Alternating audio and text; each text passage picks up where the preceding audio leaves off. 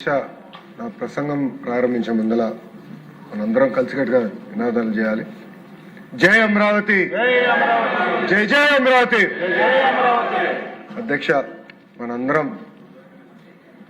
అమరావతి రైతులకి శిరసు వంచి నమస్కరించాల్సిన అవసరం ఉంది.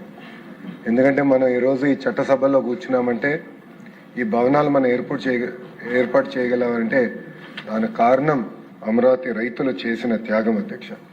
అధ్యక్ష, ఆనాడు గౌరవ ముఖ్యమంత్రి చంద్రబాబు నాయుడు గారు ఒక్క పిలుపు మేరకు 58 రోజుల్లో రైతులందరూ పెద్ద ఎత్తున వచ్చి సుమారుగా 33,000 ఎకరాలు రాజధాని కోసం వాళ్ళు ఇష్టం జరిగింది. అధ్యక్ష, ముక్కలాట అనౌన్స్మెంట్ అయిన తర్వాత అమరావతి రైతులు పెద్ద ఎత్తున ఉద్యమించారు. అధ్యక్ష, 1631 రోజులు వాళ్ళ 5 కోట్ల ఆంధ్రుల కోసం పోరాడారు. అధ్యక్ష, ఎప్పుడు గడప దాటిన మహిళలు పెద్ద ఎత్తున రోడ్డుపైకి వచ్చి ధర్నా చేశారు. అధ్యక్ష, పోరాడారు. అధ్యక్ష, ఈరోజు గౌరవ సభ్యులు సెషన్ స్టార్ట్ అయ్యే ముందర వస్తే అందరూ మాట్లాడుకుంటున్నాం. అధ్యక్ష, గతంలో నేను ఎమ్మెల్సీగా ఉండేవాడిని. అధ్యక్ష, హౌస్కి వస్తే భయపడాలి, ఎక్కడికి వెళ్తున్నారా అని. 3,000 మంది పోలీస్ సభ్యులు ఉండేవారు. అధ్యక్ష, రోడ్ల పైన. ఆనాటి ముఖ్యమంత్రి జగన్మోహన్ రెడ్డి గారు రావాలంటే పరదాలు కట్టుకుని తిరిగేవారు. అధ్యక్ష, ఎందుకంటే ఆయన భయంలో బతికాడు. ఆయన తెలుసు తప్పు చేశారని. అధ్యక్ష, ఆనాడు మహిళలు పెద్ద ఎత్తున పోరాడితే చూడండి అధ్యక్ష, మహిళల్ని పోలీస్ బూట్ కాలుతో తన్నారు. అధ్యక్ష, ఏకంగా అధ్యక్ష మహిళలు జుట్టు పట్టుకుని లాగారు. అధ్యక్ష, వాళ్ళు అడిగింది ఏంటి? మాకు న్యాయం చేయండి. ఆనాడు ప్రభుత్వం మాకు హామీ ఇచ్చింది, ఆ హామీకి మీరు కట్టుబడి ఉండాలని అడిగినందుకు జుట్టు పట్టుకుని అలాగారు. అధ్యక్ష, అంతేకాదు అధ్యక్ష, భూమి ఇచ్చిన దళిత రైతులకి సంఖ్యలేసి కోర్టుకి తీసుకెళ్లారు. అధ్యక్ష, వీళ్ళు కృష్ణపాలెంకి సంబంధించిన అంటే మంగళగిరి నా సొంత నియోజకవర్గానికి సంబంధించిన రైతులు. అధ్యక్ష, సంఖ్యలేసి భూములు త్యాగం చేసిన రైతులకి సంఖ్యలేసి ఆనాడు జైలుకి పంపించే రోజులు చూసాం. అధ్యక్ష, నేను 2023లో యువగలం పాదయాత్ర చేశాను. రాజధానిలో కూడా నేను నడిచాను. అధ్యక్ష, ఆనాడు రైతుల్ని కూడా కలుస్తాం జరిగింది. వాళ్ళందరికీ ఒకటే చెప్పాను, తెలుగుదేశం విధానం వెరీ క్లియర్, ఒకే రాష్ట్రం ఒకే రాజధాని అభివృద్ధి వికేంద్రీకరణ అని ఆనాడు చెప్పాను. అధ్యక్ష, ఈరోజు ఎన్డీఏ కూడా దానికి కట్టుబడి ఉంది. అధ్యక్ష, అంతేకాదు అధ్యక్ష, ఆనాడు జరుగుతున్న ఉద్యమం చూపించడానికి మీడియా మిత్రులు వెళ్ళి వీడియోలు తీసి చూపిస్తే అధ్యక్ష వాళ్ళపైన కూడా కేసులు పెట్టారు. అధ్యక్ష, ఒక్క ఈటీవీ విలేకరి పైన అటెంప్ట్ రేప్ కేసు కూడా పెట్టారు. అధ్యక్ష, అంటే ఎవరిని వదిలిపెట్టలేదు.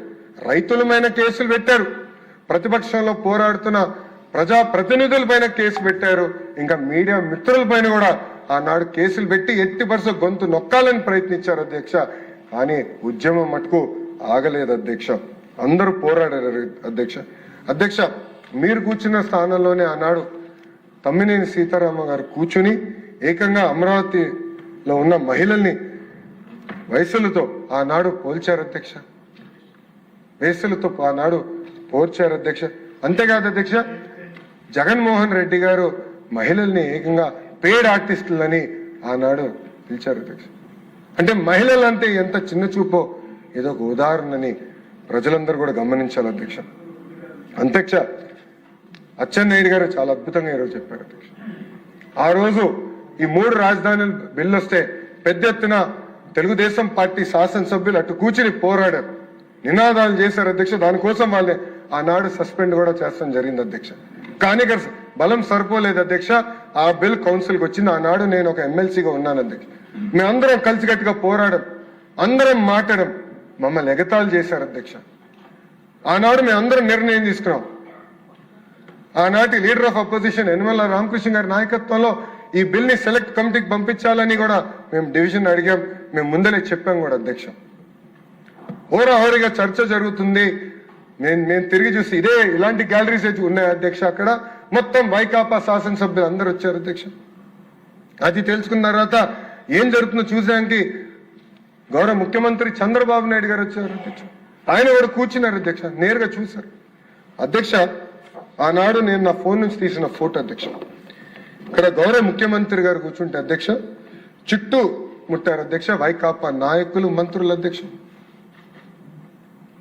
అనేక మాటలు అన్నారు అధ్యక్ష అన్నరాని మాటలు మాట్లాడారు అధ్యక్ష వాళ్ళకి అండగా నిలబడ్డారు అధ్యక్ష ఆనాడు ఒక గోడగా నిలబడింది ఆ రోజు మా శాసన సభ్యురాలు భవానీ గారు కానీ అనగాని సత్యప్రసాద్ గారు కానివ్వండి స్వామి గారు కానివ్వండి గుట్టిపాటి రవి గారు కానివ్వండి మా సాంబశివరావు గారు కానివ్వండి గోడలాగా నిలబడ్డారు ఎవరు రానిలేదు అధ్యక్ష లేంటే ఆనాడు గౌరవ ముఖ్యమంత్రి చంద్రబాబు నాయుడు గారి పైన కూడా దాడి చేయాలన్న ప్రయత్నం ఆనాడు జరిగింది అధ్యక్ష అధ్యక్ష ఇది పర్సనల్ కాదు అధ్యక్ష ఇది 5 కోట్ల ఆంధ్ర రాష్ట్రానికి సంబంధించిన విషయం వాళ్ళ కోసం పోరాడడానికి ఉన్నాం ఏదైతే రైట్ దానికోసం నిలబడడానికి ఉన్నాం అధ్యక్ష ఆనాడు మేము అందరం మాట్లాడి సెలెక్ట్ కమిటీ మెజారిటీ సభ్యులు సెలెక్ట్ కమిటీకి పంపించమంటే ఆనాడు షరీఫ్ గారి నుంచి నేను సెలెక్ట్ కమిటీకి పంపిస్తున్నానని చెప్పినందుకు ఇలాంటి టేబుల్స్ పైన ఆనాటి మంత్రులు నుంచున్నారు అధ్యక్ష ఒక్క మంత్రి ఏకంగా లోపలికి వెళ్ళి ఆయన పైన చేయి కూడా వేసుకుంటాం జరిగింది అధ్యక్ష ఏం తప్పు చేశారు అధ్యక్ష షరీఫ్ గారు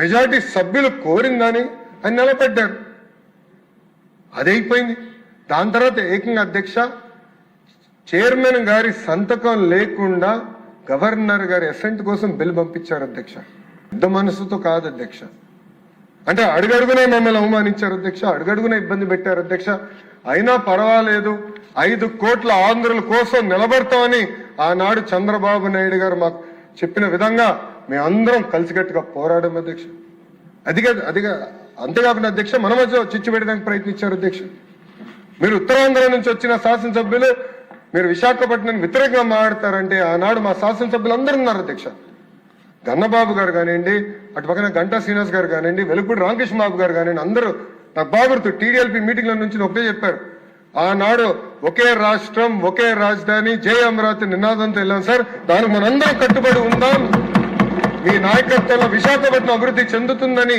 వాళ్ళందరూ చెప్తాం జరిగింది అధ్యక్ష 5 సంవత్సరాలు కలిసికట్టుగా పోరాడాం అందుకే ఎవ్వరు ఊహించిన విధంగా 164 విశాఖపట్నం అభివృద్ధి చెందుతుందని వాళ్ళందరూ చెప్తాం జరిగింది అధ్యక్ష 5 సంవత్సరాలు కలిసికట్టుగా పోరాడాం అందుకే ఎవ్వరు ఊహించిన విధంగా 164 స్థానాల్లో తిరిగి మళ్ళీ ఎన్డీఏ గెలిచి ఈరోజు మనం వచ్చాం